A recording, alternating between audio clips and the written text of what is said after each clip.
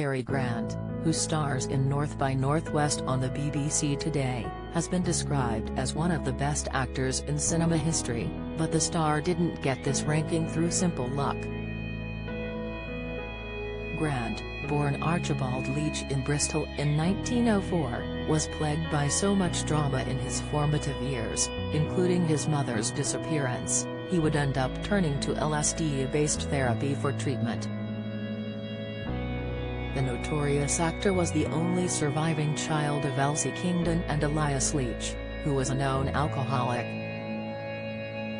He grew up on the edge of the poverty line as the family survived on his father's income from his work in a clothing factory. In 1915, when Grant was just 11, he was told his mother had gone to stay in a seaside resort for a little while. Kingdon was reportedly quite overbearing, so the idea that she had escaped for some rest and relaxation was somewhat dubious for the young boy. Her little break eventually turned into decades-long disappearance, leaving Grant without his mother until he was 30. It wasn't until his father died from liver disease that Grant found out the truth about Kingdon's disappearance. Rather than a seaside resort, she had been placed in a mental asylum to be treated for mania. Grant was able to reunite with his mother as he arranged her release and looked after her financially for the rest of her life. During his adolescent years without his mum, Grant became a troubled teen and got himself expelled from school at the age of 14. Without the commitments of schooling, Grant ventured into circus arts and joined Loomis Troupe, a collective of acrobats. It was here he discovered his love of performance and soon turned to the stage, becoming a vaudeville star. His vaudevillian status brought him to America when he was 16 along with his company. When the rest of the company packed up and returned home after the show's run was over, Grant decided to stay instead.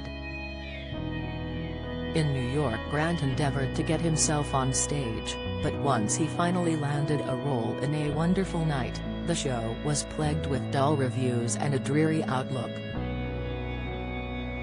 A career on camera also didn't seem possible as the actor often got turned down for having the incorrect physique. 4 years passed until Grant was eventually cast in She Done Him Wrong alongside established stage performer Mae West. Don't miss /showbiz/TV radio /1660577/Nagamunchati Labor Rachel Reeves Energy bills price cap. The film was a box office success, and the shifting criteria of Hollywood soon flipped in Grant's favor as he became the epitome of a handsome leading man. The 30s proved fruitful for Grant as he quickly became the leading lad of choice in Hollywood. From comedies, to drama and everything in between, Grant was a household name when he took an unprecedented step for someone of such fame.